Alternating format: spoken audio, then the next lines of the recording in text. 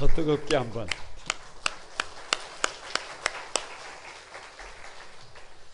귀한 찬양을 감사드립니다. 왠지 이렇게 힘 있는 찬양이 좋습니다. 귀한 찬양 감사드립니다. 우리 같이 한번 인사를 나눕니다. 주님의 은혜가 여러분에게, 앞뒤 전후 좌우로 주님의 은혜가 여러분에게, 주님의 은혜가 여러분과 함께 하시길 바랍니다. 가만히 저를 한번 주목해 보시기 바랍니다. 서양 사람들은 숫자 13을 싫어하는 경향이 있습니다. 그래서 13일에는 여행도, 결혼식도, 파티도, 이사도 잘 하지 않습니다. 심지어 미국의 빌딩에는 13층이 없을 뿐만 아니라 호텔이나 사무실에도 13호실을 찾아보기가 있기는 있지만 어렵습니다. 그래서 미식 축구 선수들 등번호도 사실 뭐 있을 수는 있지만 13번을 별로 좋아하지 않습니다. 여러 가지 이유가 있습니다. 여러 가지 이유가 있지만 근본적인 이유가 하나 있어요. 그 이유가 뭐냐 그러면 창세기 16장에서 17장 사이에는 시간차가 13년이라고 하는 숫자가 있습니다. 왜냐? 이게 무슨 말이냐? 하나님이 아브라함을 불렀는데 부르시면서 약속을 하셨어요. 너의 자식들을 하늘의 별처럼 그리고 바다의 모래알처럼 많이 주신다, 주시지 않는다, 주신다 라고 약속을 하셨어요. 그런데 문제는 1년이 지나도 2년이 지나도 10년이 지나도 소식이 없어요. 소식이 없어. 그래서 여러분, 그래서 아브라함의 아내 사레가 그의 여종을, 몸종을 아브라함에게 첩으로 줍니다. 자기 남편에게 자기 종을, 자기 몸종을 첩으로 줍니다. 왜냐 그러면 이제 아브라함의 나이가 10년이 지났으니까 75세의 부름을 받아도 85세잖아요. 이미 사례도 아이를 낳을 수 없는 몸이 되어버렸잖아요. 그러니까 누가 생각할 때, 사례가 생각할 때 아이를 가질 수 있다 없다? 없다라고 결론을 내버린 거예요. 이미 나에게는 방법이 없다는 거예요. 그래서 더 이상 기다릴 수 없다는 거예요. 아니, 하나님이 아무리 말씀을 하셔도 믿을 수 있다, 믿을 수 없다? 믿을 수 없다는 거예요. 그래서 아이를 주시지 않는 이유, 그 이유가 뭐겠어요? 나 자신에게 있잖아요. 그래서 나 자신을 바꾸려고 하지 않고 환경을 바꿔버린 거예요. 환경을 바꿔버린 거예요. 그래서 여러분, 어떻게 보면 그 믿음 없는 행동을 통해서 지금까지 지구촌이 혼란스럽습니다. 복잡해요. 왜냐? 하갈의 아들이 이스마일인데 거기서 이슬람이 나오게 되고, 이슬람은 잘 아시는 것처럼 한 손에는 코란을, 한 손에는 칼을 들고 있어요. 코란을 받아들이지 않으면 과격한 이슬람이에요. 여러분, 전쟁이에요. 죽입니다. 그래서 지금까지 지구촌의 역사가 피로 물들었어요. 아니, 지금도 지구촌에 수많은 테러리스트들의 그 뿌리에 이슬람 세력이 있습니다. 그래서 이슬람 세력이 한국 땅에 무차별적으로 들어오는 것을 위험스럽게 여기는 거예요. 하나님께서 왜 13년 동안 침묵을 하셨느냐? 왜냐? 아브라함과 사레를 믿음의 조상으로 부른 거예요. 그런데 아브라함과 사레가 자신들의 고장난 삶을 보지 못하고 환경만 바꾸려고 합니다. 그래서 침묵하고 있는 거예요. 아니, 믿음의 조상으로 불렀는데 너무 한심스러워. 아니, 어린아이 자기밖에 모릅니다. 악취가 진동하는 삶을 삽니다. 고장난 삶을 살아요. 그러면서도 바꾸려고 하지 않아요. 그러면서 환경만 바꾸려고 해요. 그래서 누가 아파해요? 하나님이 아파하시는 하나님, 기가 막혀 하시는 하나님. 그래서 침묵하시는 하나님. 그래서 1년이 지나고, 그래서 10년이 지나고 13년 동안을 침묵해요. 그래서 그것을 가만히 이스라엘 백성들이 생각할 때 하나님이 침묵하시는 그것 자체가 우리에게 뭐다? 심판이다. 하나님이 침묵하시는 삶을 살면 된다, 되지 않는다? 되지 않는다. 그래서 다시는 하나님이 침묵하시는 그런 삶을 살아서는 안 된다라고 하는 역설이 어디에 나와 있는 거예요? 서양 사람들은 13이라는 숫자를 좋아하지 않는 거예요. 왜요? 아니 거기에 나와 있다니까요. 하나님이 침묵하시면 그것이 벌이다. 그것이 벌이다. 하나님이 침묵하시는 삶을 살아서는 된다, 안 된다? 안 된다. 그런데 오늘 설교 제목이 우리가 살 길 57번째, 다 같이 한번 잠잠하신 하나님. 여러분 왜 잠잠하시는 거예요? 하나님이 아파하시는 거예요. 하나님이 기가 막혀 하는 거예요. 입을 닫으신 거예요. 하나님께서 이사야 55장에서 누구든지 오래요. 누구든지. 그래서 초청을 하셨어요. 그래서 56장에서 하나님께서 연합 하나님이 부족하고 모자란 우리와 연합을 하신대요. 우리를 쓰신대요. 우리를 도구로 삼으신대요. 그래서 부르셨는데 거기에 반응을 해요, 안 해요? 안 하는 거야, 안 해. 아이고 여러분 애절한 거예요. 이거 애절한 거, 이거 가슴 아픈 일이에요. 그래서 하나님께서 절규하시는 거예요. 기가 막혀 하시는 거예요. 아니 화가 나신 거예요. 화가 나신 거예요. 그래서 입을 닫고 계신 거예요. 여러분 이것은 결코 저와 여러분에게 득이 되지 못합니다. 주님께서 우리에게 말씀하실 수 있도록 해드려야 해요. 따뜻하게 저와 여러분의 이름 석자를 부를 수 있도록 만들어 드려야 함을 믿습니다. 왜 하나님께서 잠잠하실까? 왜 말씀을 하지 않으실까? 세 가지 이유가 있는데 첫 번째가 다 같이 한번 깨닫는 자가 없다. 누가 없어요? 깨닫는 자가 없어요. 1절 한번 봅니다. 1절 시작. 의인이 죽을지라도 마음에 두는 자가 없고 진실한 이들이 거두어감을 당할지라도 깨닫는 자가 없도다. 의인들은 악한 자들 앞에서 불리어 가도다. 자 보세요. 기독교를 일컬어서 그냥 깨달음의 종교라 그래요. 예수님께서 마태복음에서 천국 비유를 말씀하시고 난 다음에 하신 말씀이 뭐냐 그러면 이 모든 것을 깨달았느냐 이렇게 물으세요. 무슨 말이냐? 천국 비유에 천국 비유, 씨 뿌리는 비유예요. 그런데 나쁜 밭과 좋은 밭의 차이가 뭐냐? 간단해요. 그냥 깨달았느냐 깨닫지 못했느냐예요. 여러분 다 같이 한번 따라서 해봅니다. 0.3초면 인생이 바뀐다. 아니 0.3초면 인생이 완전히 바뀌어요. 무슨 말이냐 그러면 다 같이 한번 아하. 0.3초밖에 안 걸린단 말이에요. 0.3초면 아하라고 깨닫기만 하면 방금 전까지 내가 살고 있는 자리가 지옥이었단 말이에요. 지옥. 그런데 하나님께서 깨닫게 아하 깨닫기만 하면 지금 여기가 어디예요? 천국이에요. 아니 같이 사는 사람이 원수예요. 원수라고 생각하고 정말 징글징글하게 삶을 살고 있는 거예요. 그런데 하나님께서 그냥 다 같이 아하 깨닫게만 해주시면 그 사람이 누구예요? 그 사람이 주님이에요. 그 사람이 주님이 되는 거예요. 그러니까 뭐 하면 깨닫기만 하면 30배가 되고 60배가 되고 100배가 됩니다. 그런데 깨닫지 못하면 아무것도 아니에요. 누가 성도냐? 다 같이 하나님이 나의 주인이시구나. 예수님이 하나님이시구나. 예수님이 내 인생의 정답이구나. 이 깨달음이 있으면 우리는 믿음으로 산다니까요. 그런데 하나님의 말씀을 듣고도 깨닫지 못하면 바리새인이 돼요. 바리새인이 위선자가 돼. 두 얼굴의 사나이가 됩니다.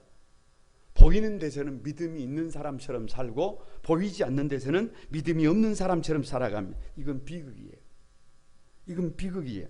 문제는 이사야 6장 9절에서 말씀하시기를 이렇게 말씀을 하셨어요. 이르기를 너희가 듣기는 들어도 깨닫지 못할 것이요 보기는 보아도 알지 못하리라. 그러니까 다 깨닫는다는 거예요. 다 깨닫지 못한다는 거예요. 다 못한다는 거예요. 다 믿고 구원받는다는 거예요. 그렇지 못한다는 거예요. 성경을 봐도, 하나님의 말씀을 들어도, 하나님의 기적을 경험해도, 하나님의 살아계심을 경험해도 다 예수 믿고 구원받는다는 거예요. 그렇지 못한다는 거예요. 못하다는 거예요. 아, 하나님이 살아계시구나. 아, 하나님이 두 눈을 시퍼렇게 뜨시고 오늘도 나를 지켜보고 계시구나. 이것을 뭐해야 느껴야 된다니까요. 깨달아야 된다니까요. 그래야 하나님의 백성이 되는 것을 믿습니다.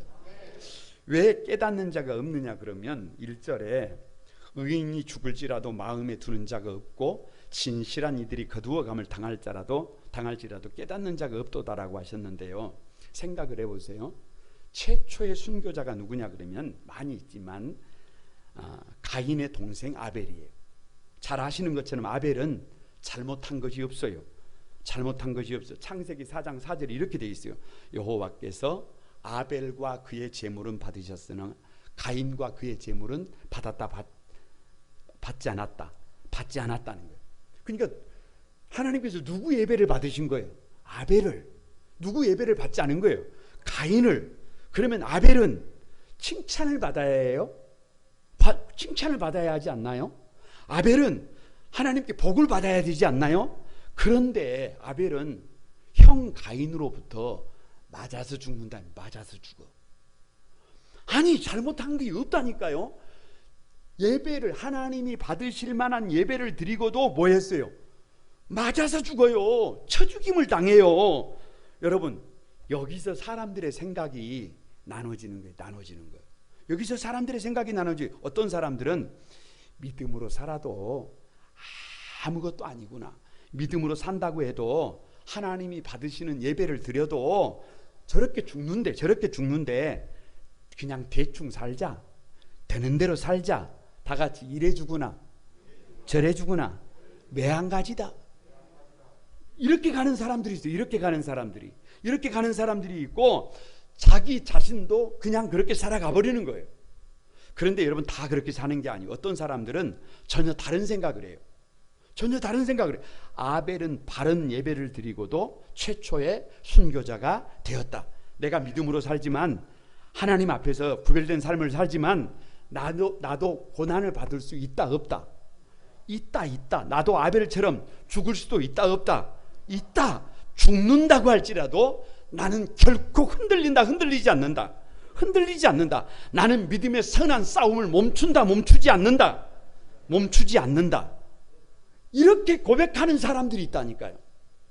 그런데 문제는 이사야 선지자가 말씀을 전한 그 시대가 전자인 거예요, 후자인 거예요? 전자라니까요. 그 시대 사람들이, 의인들이 그렇게 죽어가고 의인들이 그 도살장에 끌려가는 것처럼 끌려가는 것을 보면서도 어떤 생각을 했다는 거예요? 의인의 죽음을 마음에 두는 사람이 없더라는 거예요. 믿음으로 살아도 별것 아니구나, 이렇게 생각하는 그런 시대라는 거예요. 그래서 이래 죽으나 저래 죽으나 마찬가지라고 생각하고 그 시대 사람들이 믿음 없이 사는 거예요. 믿음 없이. 왜 깨닫는 자가 없느냐? 2절에 이렇게 말씀합니다. 같이 한번 읽어봅니다. 그들은 평안에 들어갔나니 바른 길로 가는 자들은 그들의 침상에서 편히 쉬리라. 자, 봐보세요. 이게 무슨 말이냐 그러면, 왜 의인들은 일찍 죽고 악인들은 오히려 오래 장수하는가?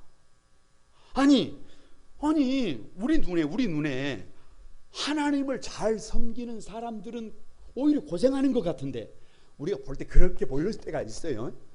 오히려 믿음이 없는 사람들은 경제적으로 더 윤택하고 삶을 더 편안하게 사는 것 같아요. 평안한 것 같아요. 그렇게 보이더라는 거예요. 아니, 이게 어찌 된 일이냐? 어떻게 믿음 없는 사람들이 더 떵떵거리고 사느냐? 오늘 그 질문이에요. 그 질문. 여기에 대한 하나님의 답변이 뭐냐 그러면, 거두절미하고 다 같이 이 땅이 전부가 아니다. 여러분 꼭 기억해야 해요. 이 땅이 전부라면 믿음으로 사는 사람들은 반드시 이 땅에서 장수해야 해요. 이 땅이 전부라면. 이 땅이 전부라면 우리 거룩광구 만소만교회 성도들은 가난한 사람이 한 사람도 있으면 돼야 안 돼요? 없어요. 그러면 안 돼. 다 부자가 돼야 해요. 다 성공해야 해요. 다 건강해야 해요. 더 이상 질병에 걸리면 안 돼요. 그런데 성경을 보세요. 하나님의 말씀을 가만히 보세요. 이 땅은 영원한 땅이 아닙니다. 아니, 영원한 땅이 있어요. 있어. 의인이 일찍 죽고 진실한 자들이 거두어감을 당하는 시대라면 오히려 그 시대에 문제가 있다는 거예요. 문제가. 이사야 선지자의 시대가 문제가 있다는 거예요. 다시 말하지만 왜 믿음으로 사는 사람들이 일찍 데려감을 우리가 보느냐 우리가 보게 되느냐. 여러분, 다른 말이 아니에요. 더 나은 하나님의 나라가 존재한다는 거예요. 이게 팩트예요. 이것이 아니라면 이 땅에서 반드시 결론을 내야 한다니까요. 하나님께서 악한 사람들은 쓸어버려야 한다니까요. 죄인들은 심판을 해야 된다니까요. 그런데 하나님의 약속이 뭐냐? 홍수 이후에 더 이상 물로 심판을 한다 안 한다? 심판을 하지 않는다. 하나님의 은혜는 믿는 사람들이나 믿지 않는 사람들에게 똑같이 비가 내리는 것처럼 똑같이 은혜를 주신다. 그래서 하나님의 고차원적인 심판이 뭐냐? 하나님의 나라에서 심판하는 거예요. 심판을 통하여 천국과 지옥으로 영원히 구별하겠다는 거예요. 그래서 이 땅만 그렇게 집착하지 말고, 집착해서 살지 말고 믿음으로 하나님의 나라를 보라는 거예요. 누가 성도냐? 이 땅만 바라보고 사는 사람들이 아니라 저 천국을 바라보고 사는 사람들이, 저 천국을 바라보고 삶을 구별하는 사람들이 성도임을 믿습니다. 이걸 정확히 합니다. 여러분, 옆 사람으로 한번 축복합니다. 땅만 바라보지 말고, 땅만 바라보지 말고 천국을 준비합시다. 반드시 마음에 한번 새기시기를 바랍니다. 두 번째, 왜 잠잠하시느냐? 하나님이 왜 침묵하시느냐? 다 같이 우상 숭배 때문이다. 여러분, 3절을 한번 보세요. 3절 같이 한번 읽어봅니다. 시작. 무당의 자식, 간음자와 음녀의 자식들아, 너희는 가까이 오라. 자, 깨달음이 없는 사람들의 특징이 뭐냐 그러면 자신이 믿음으로 살아야 될 이유를 발견하지 못합니다. 하나님이 살아계신 것을 경험하지 못하면, 깨닫지 못하면 내가 왜 믿음으로 살아야 해요? 내가 왜 하나님의 백성으로 살아야 해요? 내가 왜 이 시간 놀러도 갈 수 있는데 왜 주일날 주님 앞에 나와야 해요? 내가 왜 예수 그리스도를 나의 주님으로 모셔야 합니까? 깨달음이 없는데, 나에게 믿음이 없는데 그렇게 살아야 될 이유가 없어요. 그런데요, 여기에 특징이 있어요. 인간의 마음이 비어져 있으면 여기가 공허해요.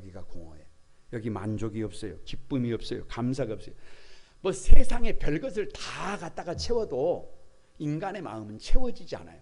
그래서 공허하고 재미가 없고 살맛이 안 나요. 그런데 여기에 누가, 이 마음에 누가 들어오면, 예수님이 들어오면, 예수님이 누구냐? 만유. 다 같이 예수님은 만유다. 모든 것이라는 거예요. 그러니까 예수님이 내 마음에 들어오면 집이 좀 작아도 집이 좋아요. 차가 좀 적어도 차가 좋아. 아니, 사람이 좀 부족해도 문제가 안 돼. 장애가 있어도 문제가 안 돼. 뭐가 있어요? 기쁨이 있어요. 감사가 있어요. 감격이 있어요. 할렐루야. 그런데 여기에 누가 없는 거예요. 지금 예수님이 없어요. 하나님이 계시지 않아. 그러면 여기가 비워져 있어요. 여기가 비워져 있어. 그래서 3절에 무당의 자식, 간음자와 음녀의 자식들이라 그러는데, 여기 무당이 뭐냐 그러면, 여러분, 무당이 한 번 정도 생각을 해봐요. 무당이 어떤 존재냐? 사람은 하나님을 모셔야 해요. 사람은 하나님을 모셔야 되는데 하나님을 모실 이유를 깨닫지 못하잖아요. 그래서 하나님을 모시지 않았잖아요. 그럼 여기가 하나님이 없어요. 여기가 비어 있어요. 이 비어 있는 인생에게 찾아오는 존재가 있으니 귀신이에요. 귀신. 그래서 무당할 때 당자가 집당을 씁니다. 그러니까 귀신이 사람을 뭘로 쓰는 거예요? 숙주로 쓰는 거예요. 사람을 자기 집으로 쓰는 거예요. 그러니까 무당은 살아도 누가 사는 거예요? 자기 인생을 사는 게 아니에요. 누구 인생을 살지? 귀신의 인생을 살지.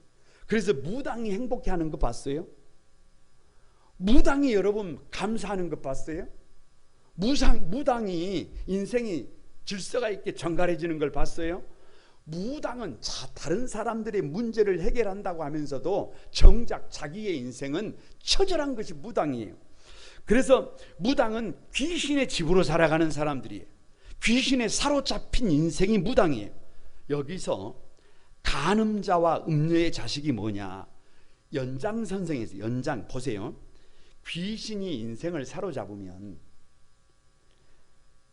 나타나는 현상이 뭐냐 그러면 귀신은 거짓의 왕이에요. 귀신은 더러운 존재예요.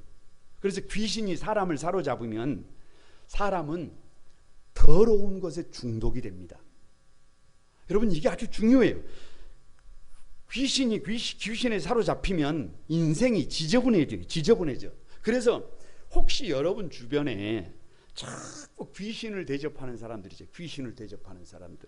그러면 그 사람들은 귀신을 대접하면 대접할수록 더러운 것에 중독이 되고 결국은 인생이 지저분해지고 결국은 인생이 망조가 됩니다. 여러분 이게 팩트예요. 팩트. 왜 그렇게 되느냐? 왜 그렇게 되느냐? 여러분 꼭 기억해. 하나님은 사랑해야 할 것을 사랑하게 만듭니다. 그런데 귀신은 사랑하면 안 될 것을 사랑하게 만들어요. 이게 팩트예요. 이게 팩트. 보세요. 사람이 사람다워지려면, 사람이 존귀해지고 가치 있는 존재가 되려면 다른 거 별로 없어요. 다 같이 하나님 사랑, 이웃 사랑. 그래서 지극히 작은 소자 한 사람을 어떻게 해야 해요? 사랑해야 해요. 그러면 사람이 귀해져요. 가치 있어져요. 존귀해져요. 그런데 귀신은 사람을 사랑해야 될 것을 사랑하지 못하게 하고 사랑하면 안 되는 것을 사랑하게 만들어요. 안 되는 것을, 다른 것을, 하나님 외에 다른 것을 사랑하게 만든단 말이에요. 그래서 거기에 중독이 되게 만들어요. 그거 없이는 못 살게 만들어요. 잘못된 사랑에 빠지게 만들어요. 그래서 그 귀신에 사로잡히게 되면 시간이 지나면 인생에 악취가 나요. 악취가 나. 인생이 더러워져요. 가치가 없어져요. 여러분 이것을 영적 간음이라고 그래요. 사랑해야 될 사람은 사랑하지 않고 사랑해서는 안 될 사람을 사랑하게 되는 것. 그래서 그렇게 되면 인생이 누구 할 것 없이 문제가 되는 거예요. 지금 이스라엘 백성들의 삶이 그렇게 되어져 버렸다는 거예요. 왜 우상 숭배가 문제가 되느냐? 하나님께서 무당의 자식이 되고 간음자와 음녀의 자식이 되어버린 이스라엘 백성들을 지금 부르고 있는데요. 왜 부르고 있느냐 그러면 그렇게 살면 답이 없다는 거예요. 왜 이렇게 침묵하시느냐, 왜 이렇게 기가 막히게 하시느냐, 가만히 설명을 하시는데 4절을 한번 주목해 보시기 바랍니다. 같이 한번 읽어봅니다. 4절 시작. 너희가 누구를 희롱하느냐, 누구를 향하여 입을 크게 벌리며 혀를 내미느냐, 너희는 패역의 자식 거짓의 후손이 아니냐라고 합니다. 여러분 보세요. 이스라엘 백성들이 우상에게 사로잡혀서 우상에게 하는 두 가지가 있는데 그게 뭐냐 그러면 우상에게 입을 크게 벌린다는 거예요. 여러분 제비 새끼가 언제 입을 크게 벌려요? 어미가 모기를 물고 오면 그때 입이 찌질이라고 벌리잖아요. 그런데 이 무당의 자식들이 입을 언제 벌려요? 아니 귀신이 우상이 나의 필요를 채워질 것이라고 생각하고 입을 어떻게 벌리는 거예요? 입을 크게 벌리는 거예요. 입을 크게 벌리는 거예요. 여러분 왜 이 무당의 자식이 되고 간음자와 음녀의 자식들이 혀를 내미는 거예요? 혀를 내밀어. 왜 혀를 내미는 거예요? 여러분 깊은 사랑을 하려면은요 혀가 나오잖아요. 그러니까 아무리 우상에게 혀를 내밀어도 그건 잘못된 사랑. 그래서 몸도 주고 마음도 주고 전부를 다 줘도 그것은 그러면 그럴수록 인생을 망치는 거예요. 인생이 병드는 거예요. 그러니까 아무리 우상을 향해서 귀신을 향해서 입을 벌려도 아니 혀를 내밀어도 아무리 프로포즈를 해도 아무리 몸도 주고 마음을 다 줘도 거기는 답이 나와요? 답이 나오지 않아요. 답이 나오지 않아요. 여러분 백문일답입니다. 답은 정해졌어요. 뭐냐? 우상이에요. 제가 물어보면 무조건 우상이라고 하면 돼요. 무당의 자식들이 지금 누구에게 희롱을 당하고 있는 거예요? 그냥 우상이라 그러면 된다니까. 그냥 우상이라 그러면 간음자와 음녀의 자식이 되어버린 이스라엘 백성들이 지금 누구에게 희롱을 당하고 있어요? 그게 누가 가지고 놀고 있는 거예요? 우상이 가지고 놀고 있는 거예요. 여러분 거짓의 왕인 귀신에게 사로잡힌 영혼들이 지금 누구를 향하여 입을 막 벌리고 있는 거예요? 우상에게. 우상이 채워줄 줄 알아요. 우상이 채워줄 줄 알아. 여러분 그 중독의 왕인 귀신에게 사로잡혀서 이스라엘 백성들이 지금 누구를 향해서 혀를 내밀고 있어요? 우상이라니까. 혀를 내민다는 말은 진실된 사랑을 할 수 있을 것이라고 생각해. 그런데 몸 주고 마음 주고 다 줘도 아무것도 안, 진실된 사랑이 안 된다니까. 누구하고는 사랑이 안 돼요. 우상하고는 사랑이 되지 않습니다. 그래서 폐역의 자식이 누구의 자식이에요? 우상의 자식이에요. 여러분 거짓의 후손이 누구의 자식이에요? 우상의 자식이라니까. 그래서 하나님께서 안타까워하시는 거예요. 하나님께서 아파하시는 거예요. 절규하는 것이. 그래서 입을 닫으신 거예요. 이건 안타까운 일이에요. 왜 우상 숭배 때문이냐? 결국 우상 숭배 때문에 가장 귀한 것을 잃게 된다고 하시는데요. 5절을 한번 봅니다. 5절 다 같이 한번 읽어봅니다. 시작. 너희가 상수리 나무 사이 모든 푸른 나무 아래에서 음욕을 피우며 골짜기 가운데 바위 틈에서 자녀를 도살하는도다. 여러분 말씀을 계속 이렇게 읽어가다가 보면 너무 충격적이어서 말씀을 읽고 싶은 생각이 없을 정도예요. 아니 여러분 저 10절까지 계속 보다가 보면 막 가슴이 벌렁벌렁거려요. 가슴이 벌렁벌렁거려요. 여기 우상에 빠져 들어가는 중요한 원리가 있는데 그 원리가 뭐냐 그러면 상수리 나무예요. 상수리 나무가 처음 등장하는 것이 어디냐 그러면 창세기 12장에서 아브라함이 가나안 땅에 도착을 해가지고 처음으로 여호와를 위하여 제단을 쌓고 여호와의 이름을 부른 것이 어디냐 그러면 세겜 땅 모래 상수리 나무예요. 무슨 말이냐? 거기는 특별한 곳이에요. 특별한 곳. 여러분 질문 팩트입니다. 체크입니다. 사람은 특별한 것을 좋아한다. 별로 안 중요한 것을 중요시 여긴다. 그걸 뭐들어 물어봐요. 특별한 것을 좋아하지. 그건 인지상정이에요. 그런데 문제는 뭐냐 그러면 그 특별한 것도 유효기간이다. 유효기간이 있어요. 아무리 특별해도 그것이 일상이 되면, 아무리 교회가 건강하고 교회가 좋아도, 아무리 뭐 설교가 좋고 뭐를 해도 그것이 일상이 되면 감사할 줄을 몰라요. 아무리 신랑이 잘하고 아무리 아내들이 잘하고 아무리 자식이 잘해도 그것이 일상이 되면 그거 감사한지를 몰라요. 그래서 따라오는 게 뭐냐 그러면 좀 더해, 좀 더 자극적인 것, 좀 더 세게, 좀 더 강하게. 그래서 뭘로 만족을 못해? 상수리 나무로 만족을 못해. 그래서 나오는 게 모든 푸른 나무 아래서예요.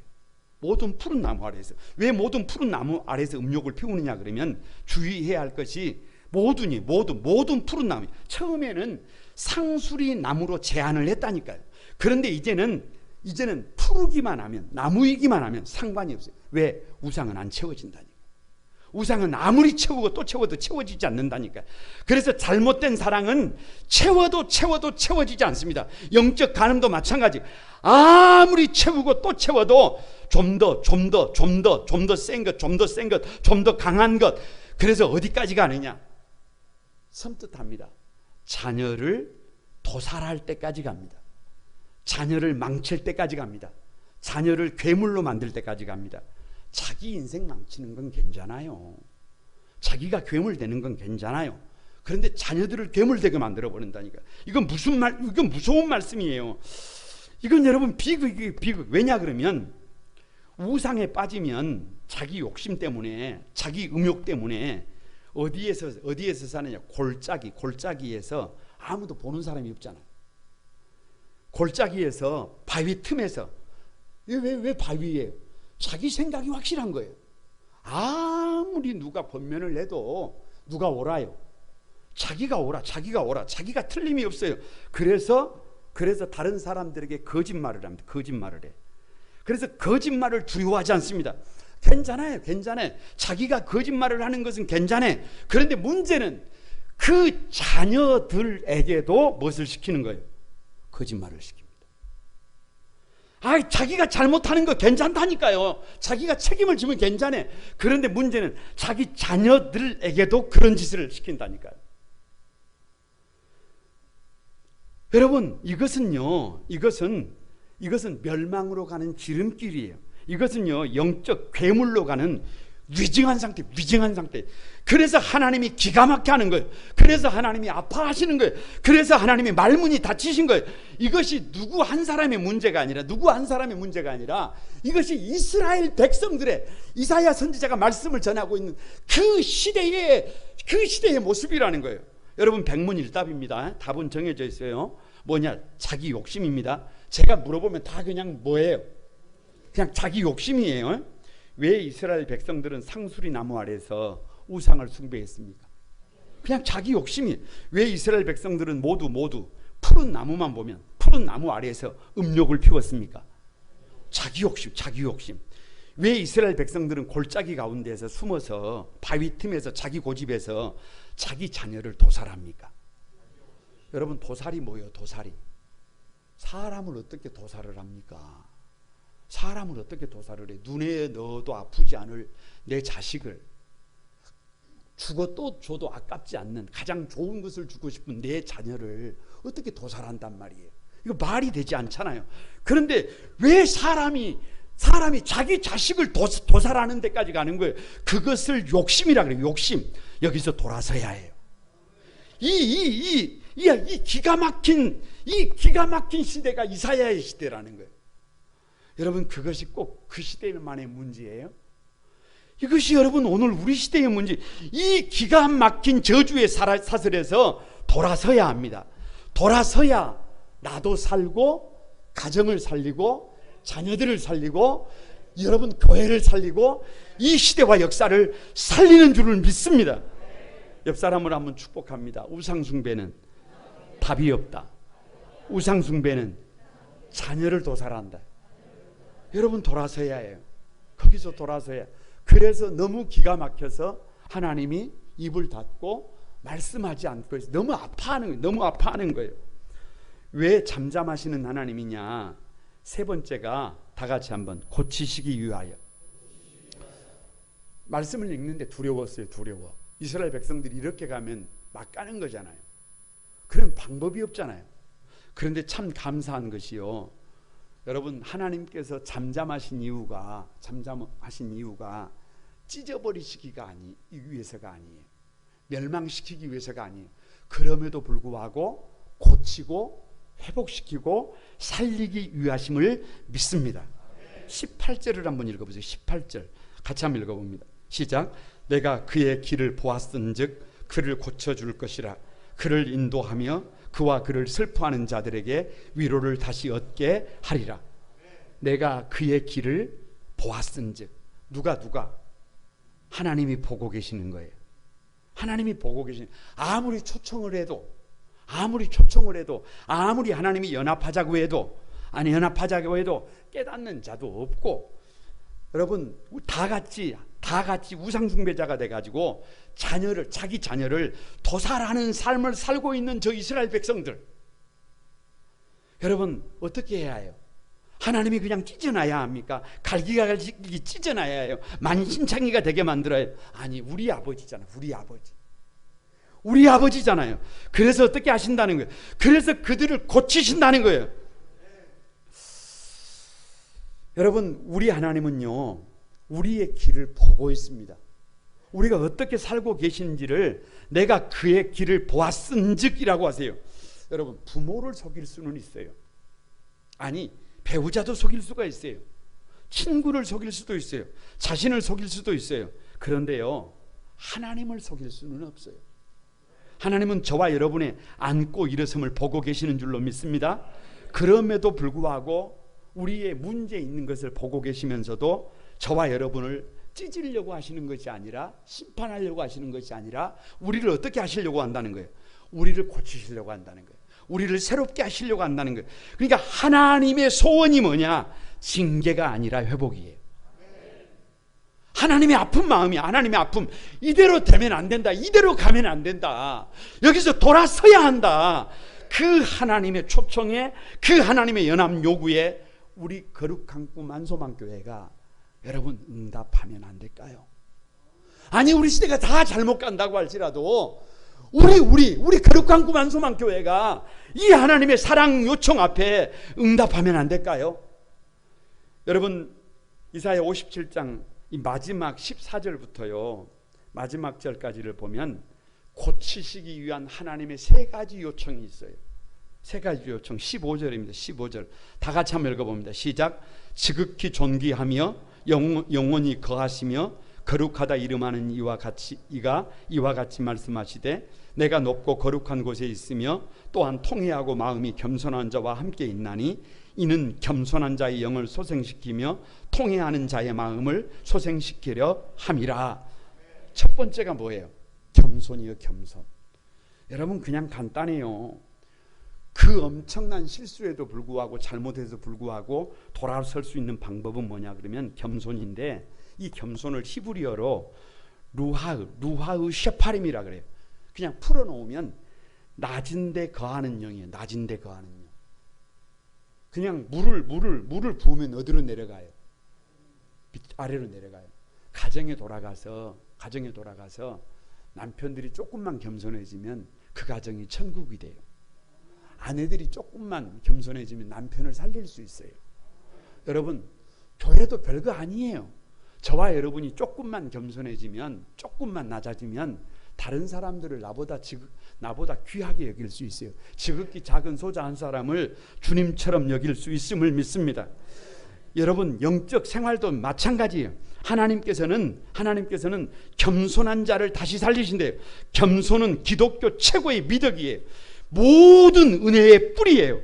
겸손은 사람을 아름답게 만듭니다. 예수님의 모습과 하늘의 아름다운 옷을 입는 것이 뭐냐? 겸손이에요. 그래서 겸손은 존귀한, 여러분, 겸손은 존귀의 앞잡이가 됩니다. 그런데 교만은 패망의 선봉이 됩니다. 우리가 조금만 더 낮아지면 이 하나님의 초청 앞에, 하나님의 연합의 요청 앞에 응답할 수 있음을 믿습니다. 두 번째가 뭐냐 그러면 통회예요. 통회. 15절 끝에 통회하는 자의 마음을 소생시킨다 그러잖아요.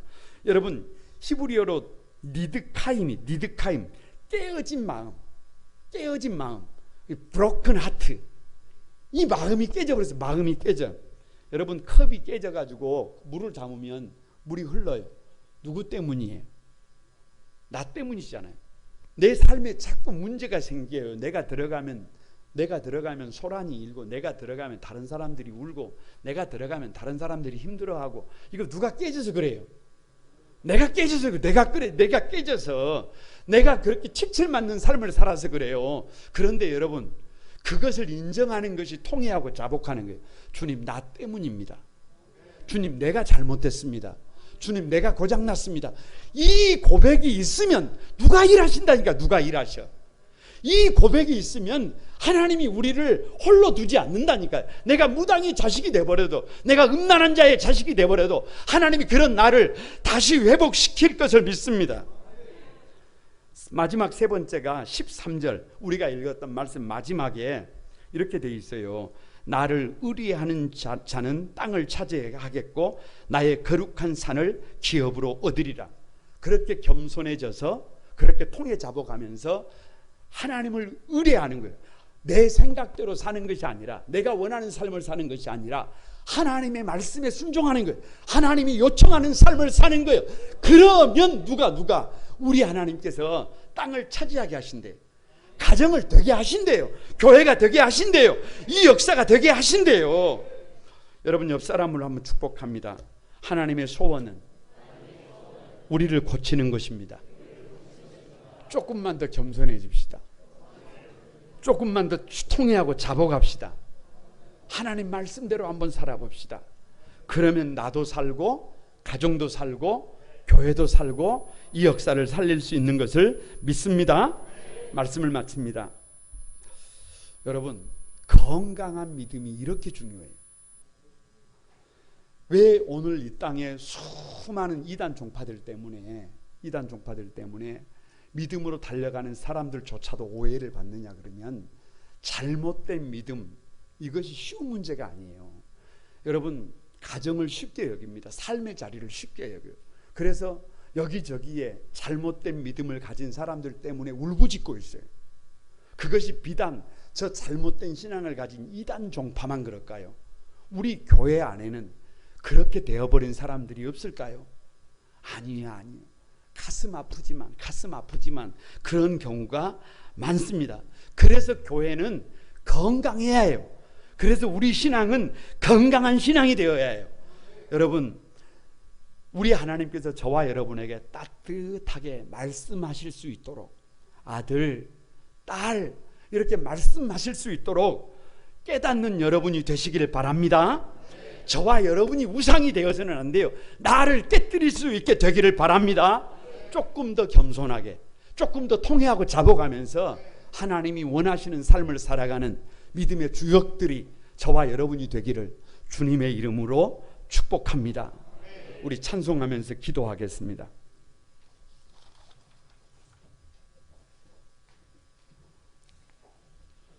내가 주인